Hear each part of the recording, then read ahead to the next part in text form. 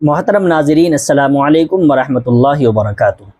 میں آئینہ ہوں، دکھاؤں گا داغ چہرے کے، جسے برا لگے وہ سامنے سے ہٹ جائے۔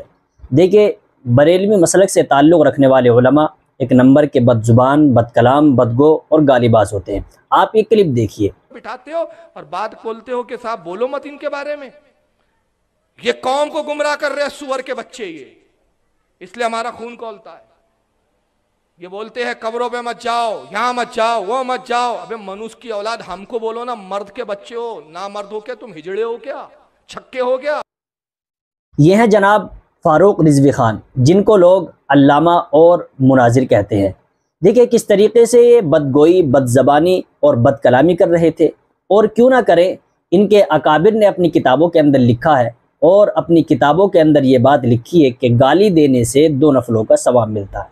تو جب گالی دینے سے 2 نفلوں کا ثواب ملتا ہے تو یہ گالی کیوں نہ دیں گے، بلکہ یہ تو گالی دیں گے، اور یہ تو ممبروں پر بیٹھ کر، اسٹیجوں پر بیٹھ کر علماء حق، علماء دیوبند کو گالیاں دیتے ہیں، ان کو برا بلا کہتے ہیں، اپنی زبان کو گندا کرتے ہیں، اور بد زبانی اور بد کلامی کرتے ہیں۔ دیکھیے ان کی کتابوں کے اندر کیا لکھا ہوا ہے، میں آپ حضرات کے سامنے پیش کرتا ہوں۔ یہ میرے پاس کتاب ہے تقریری نکات، اس کے لکھنے والے ہیں مولانا غلام حسن قادری، اور صفحہ نمبر ہے 589۔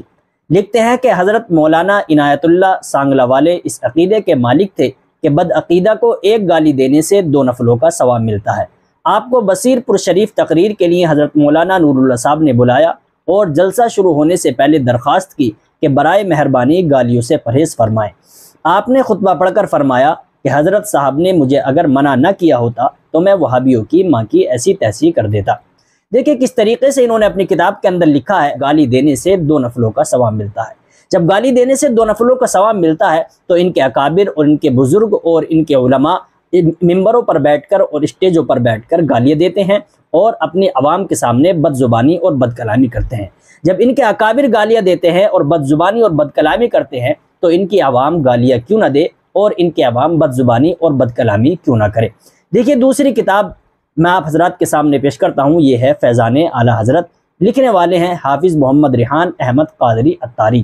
اس کا صفحہ نمبر 275 ہے۔ ایک بار حضرت صدر الافاضل مولانا سید نعیم الدین مراد آبادی نے آپ کی خدمت میں عرض کی کہ حضور، آپ کی کتابوں میں وہابیوں، دیوبندیوں اور غیر مقلدوں کے عقائد باطلہ کا رد ایسے سخت الفاظ میں ہوا کرتا ہے کہ آج کل کے جو تہذیب کے مدعی ہیں وہ چند سطریں دیکھتے ہی حضور کی کتابوں کو پھینک دیتے ہیں اور کہتے ہیں کہ ان کتابوں میں تو گالیاں بھری ہوئی ہیں۔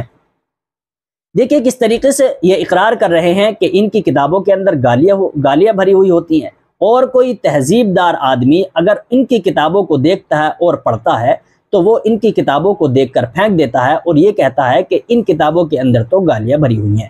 جب ان کی کتابوں کے اندر اور ان کے اکابر نے، ان کے بزرگوں نے اپنی کتابوں کے اندر اس طرح کی باتیں لکھی ہیں تو ان کے علماء کیوں نہ گالیاں دیں، اور اسٹیجوں پر بیٹھ کر اپنی عوام کے سامنے کیوں بد زبانی نہ کریں۔ تو ایک مشورہ ہے کہ یہ گالیاں دیں، اور گالیاں دے کر کے ثواب کمائیں، کیونکہ ان کے یہاں ایک گالی دینے سے 2 نفلوں کا ثواب ملتا ہے۔ اللہ تبارک و تعالی ہم سب کو ایسے بد کلام اور بد زبان اور بد گوئی کرنے والے عالم اور جاہل سے ہماری حفاظت فرمائے، اور اللہ تبارک و تعالی ہم سب کو صحیح اور سیدھے راستے پر چلنے کی توفیق نصیب فرمائے۔ آمین فقط والسلام۔